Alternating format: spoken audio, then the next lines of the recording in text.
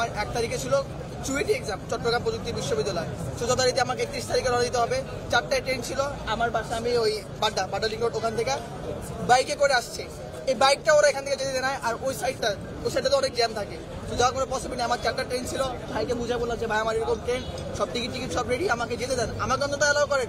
আমি তো স্টুডেন্ট, আপনারা তো স্টুডেন্ট, আপনাদের যে দাবি আমাকে এখানে, আমারও তো এখানেও আসতে হতে পারে, তারা যেতে দেয় না।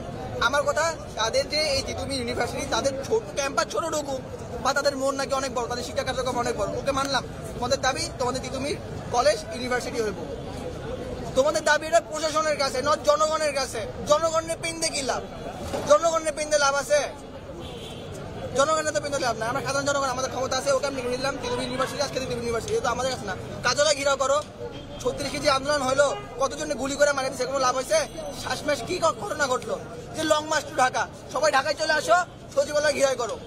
ভয় ঢুকে গেল হাসিনার, মানে ও ভাইয়া গেল, তাই করো। এই 1 সপ্তাহ থেকে এসব পেইন্টে চলছে সাধারণ জনগণের। আমি হাঁটাতে 2 কিলো থেকে কোনো বাস চলে না, এ পর্যন্ত এসব পেইন্টে কি করবো?